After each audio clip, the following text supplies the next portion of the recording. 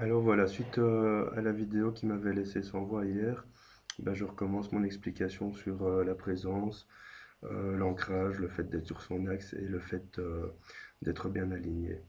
Donc, ce que j'expliquais dans la vidéo que vous n'avez pas entendu, c'est que la présence, c'est d'être conscient de qui on est, de réussir à s'affirmer, à affirmer ses besoins, surtout à ne pas se laisser écraser par les autres. Mais la présence, c'est aussi de savoir la place qu'on occupe dans notre société, dans nos différents domaines de notre vie, le domaine sentimental, le domaine affectif, relationnel, familial, le domaine professionnel, etc. Ce n'est qu'en s'affirmant qu'on parvient justement à définir cette place et à être présent. Mais être présent, c'est aussi réussir à ne pas se projeter dans le futur, ni tout le temps revenir en arrière sur sa vie, parce que qu'on parte d'un côté, qu'on parte de l'autre, on n'est jamais ici. On est là-bas, on est là-bas, on n'est pas là. Donc la présence, c'est être conscient de qui on est, affirmer sa place, affirmer sa position, sans se projeter dans le temps, ni dans le passé, ni dans le futur.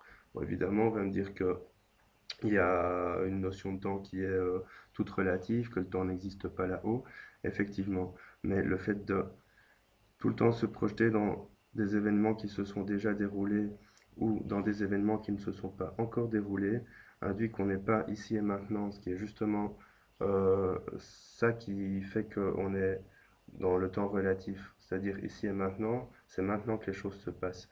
Et en étant présent, on est conscient que c'est maintenant que les choses se passent.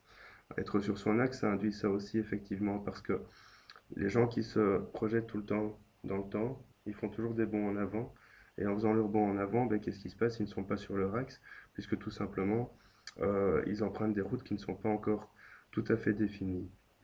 Pourquoi? Parce que la notion de futur est un petit peu délicate à expliquer, dans le sens où le futur est créé au jour le jour, on va dire ça comme ça. Toute chose que vous faites aujourd'hui va vous amener à créer un nouveau futur demain. Tout choix que vous faites aujourd'hui va vous amener à créer un nouveau futur demain. Donc, se projeter dans le temps vous empêche aussi d'être sur votre axe.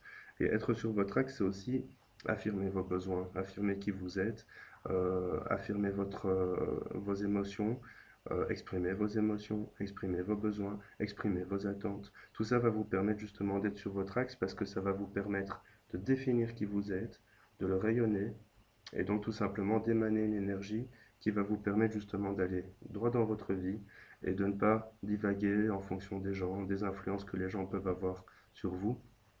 Surtout, restez droit sur votre chemin. Quand vous avez une idée en tête, si celle-là est vraiment profonde, que vous avez vraiment envie d'y parvenir, ne vous laissez pas influencer par les autres, ça sert à rien. On peut éventuellement vous conseiller, mais pas vous influencer. C'est exactement la même chose pour l'alignement. Parce qu'à partir du moment où vous êtes sur votre axe, que vous êtes bien présent ici et maintenant, vous allez être aligné. Et vous allez être aligné. L'alignement, il se passe on va dire, dans la verticalité et dans l'horizontalité. Ça veut dire que non seulement on est bien sur notre route, mais en plus de ça, on est bien relié à nos énergies, à notre âme, à notre esprit, à notre cœur. Tous nos chakras sont bien réunis, bien alignés, bien magnétisés, bien énergétiques. Et à ce moment-là, on est bien aligné et donc on peut développer cette énergie qui nous permettra justement de rester sur notre axe. À partir du moment où on est conscient de qui on est, ça c'est un travail que je fais régulièrement en consultation, le travail de qui es-tu? Parce que savoir qui on est permet aussi de s'ancrer. Alors souvent c'est une question à laquelle les gens ne savent pas répondre, tout simplement parce que à force d'être influencé par notre société, par les médias, par les publicités, par les films, par les gens, par le patron, par ce qu'ils doivent montrer aux autres pour plaire, à ce moment-là, qu'est-ce qui se passe? Il se passe qu'ils ne savent plus vraiment qui ils sont, puisqu'ils portent des masques. Et tous ces masques induisent que ils se perdent, tout simplement. Alors savoir qui on est, ça va permettre en fait tout simplement de s'ancrer, en fait, d'ancrer notre énergie dans notre corps, d'ancrer notre position, d'ancrer notre place sur Terre. Savoir qui on est, ça va permettre aussi de savoir comment on travaille, comment on fonctionne, quels sont nos processus émotionnels, quels sont nos processus de réaction face aux gens.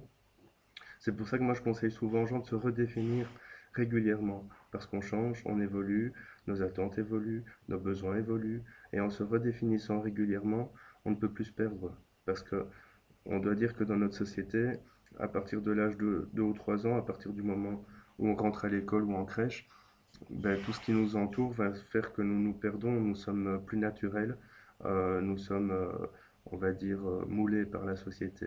Alors l'idéal évidemment est de se démouler à un moment ou à un autre. Souvent ça commence à survenir vers 40 ans, parfois plus tard, parfois plus tôt, mais se démouler va permettre aussi de redéfinir qui on est. Et redéfinir qui on est va nous permettre tout simplement de s'ancrer, de nous mettre sur notre axe, de nous mettre dans notre alignement et de définir notre présence. Donc il est important et capital de savoir qui on est, de savoir quels sont nos besoins, nos attentes, nos ambitions, nos projets, sans se projeter dans des futurs négatifs. Surtout, il faut toujours positiver le futur. Si on veut déjà s'y projeter, autant le positiver. Et tout ça va permettre d'être en phase avec nous-mêmes et de rayonner une énergie qui va induire que les autres vont se mettre également en phase avec nous-mêmes et que du coup les rapports aux autres vont être positivés.